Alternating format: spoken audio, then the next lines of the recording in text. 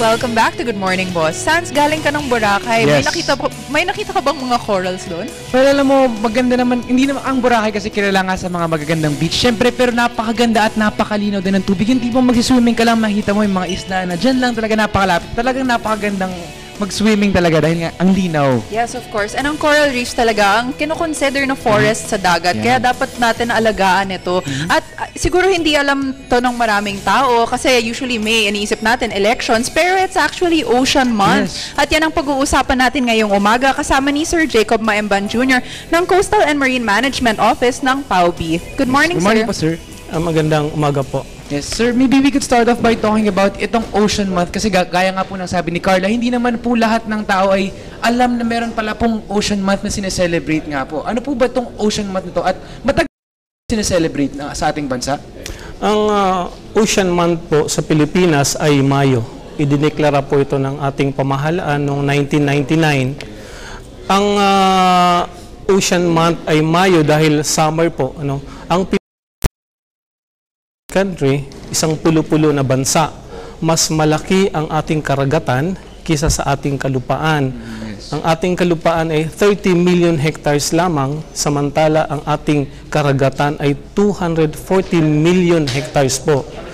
Nakakabit ang ating kabuhayan, ang ating seguridad sa ating karagatan dahil karamihan ng ating mamamayan ay naninirahan doon at doon din kumukuha ng kanilang kabuhayan.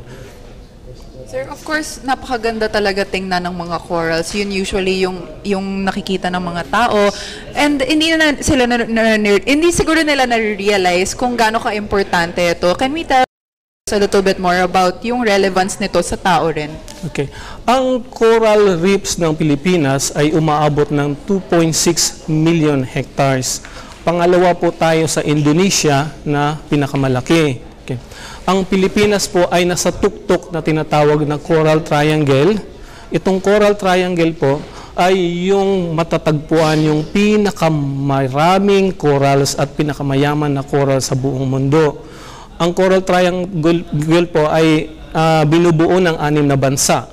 Pilipinas, Indonesia, Malaysia, Papua New Guinea, Timor-Leste at saka Solomon Islands. Okay.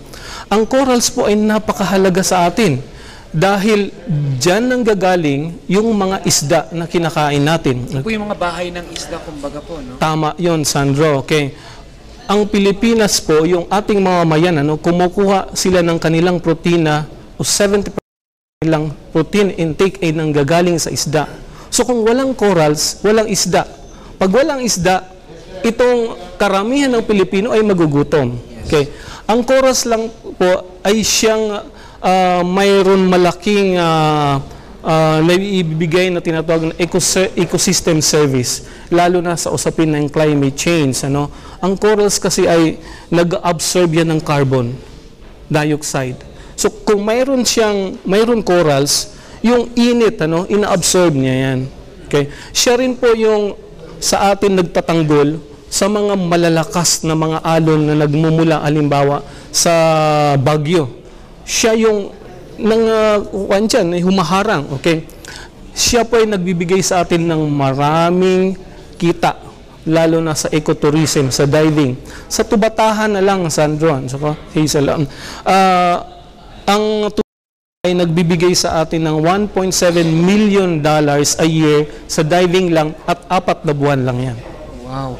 Kaya talagang napakalaking issue talaga nung nakita naman natin na na-damage yung Tubataha Reef. Kasi alam naman natin na sobrang ganda to na foreign tourists, alam nila kung gaano to kaganda. Napupunta sila sa Pilipinas para talaga makita nila ng personal kung gaano nga kaganda tong Tubataha Reef. Yes, of course. Pero sir, let's talk about yung mga projects naman na may expect ngayong Ocean Month. Itong Ocean Month po, maglo-launch ang DENR ng isang bagong project niya sa corals lamang.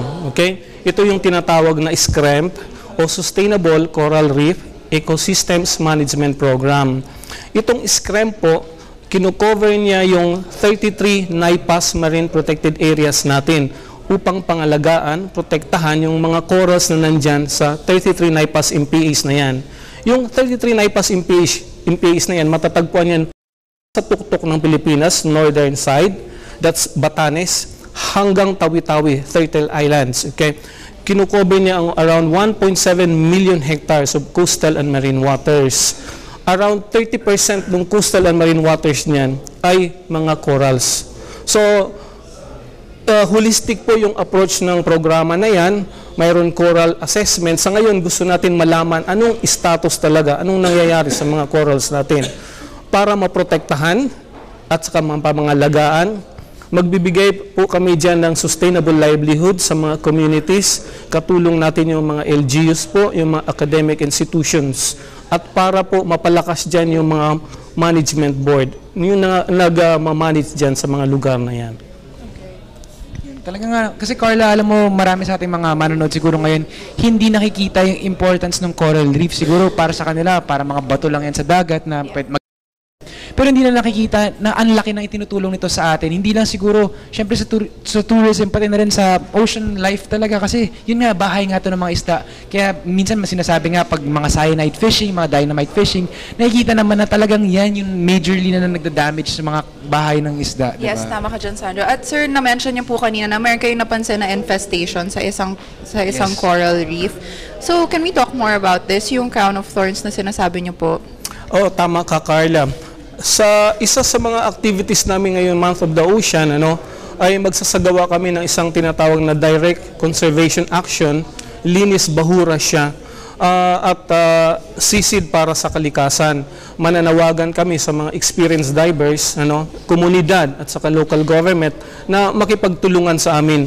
Sa Verde Island Passage po, itong Verde Island Passage, ito yung tinagurian ng mga scientist na Center of the Marine Shorefish Biodiversity. So kung ang Pilipinas ay nasa Coral Triangle at nasa apex tayo, nasa tuktok tayo, yung Verde Island Passage na matatagpuan sa Batangas, siya yung pinakamayaman na lugar sa buong mundo sa usapin ng corals sa mga isda. Okay. Last 2 weeks po ay nag-dive kami dyan at nakita namin na mayroon infestation ng tinatawag na crown of thorns. Isang klase siyang starfish, lumalaki ng halos kasi laki ng bandihado. Ang kanyang kinakain ay mga corals. Siguro epekto ito ng climate change kasi ngayong summer napakainit, di ba? Kapag kinain ng crown of thorns yung corals, iniiwan niya patay na talaga, puti na. So kapag naubos niya yan, lilipat na naman yan siya. Okay? So yun yung isa sa gawa namin, May 29 to 31.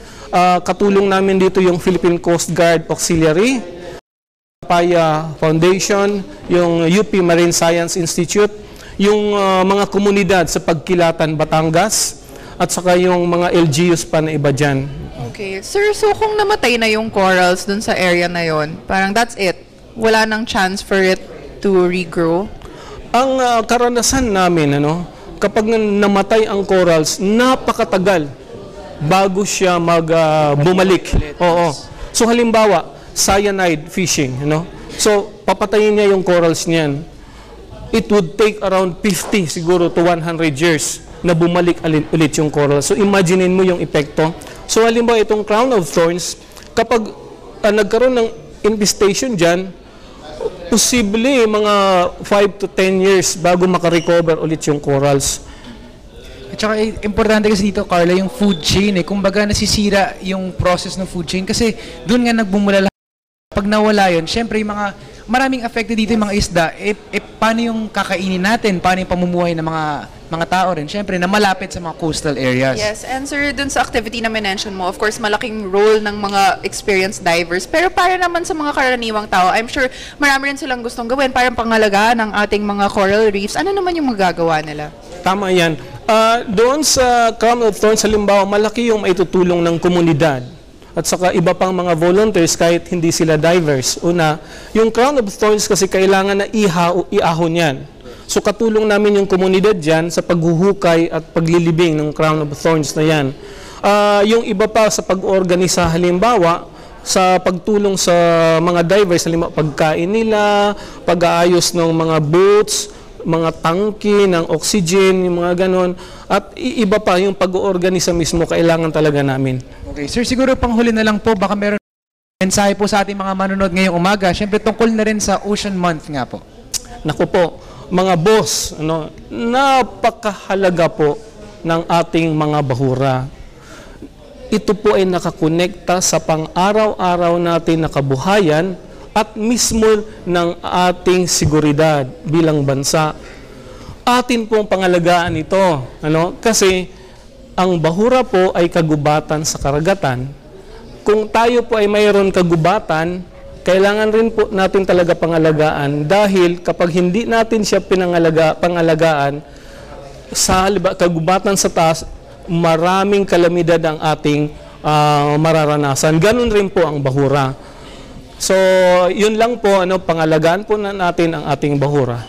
Okay, thank you so Maraming much. salamat Once po, again, sir. that was Sir Jacob Maemban Jr. ng Coastal and Marine Management Office ng PAUB. Yes.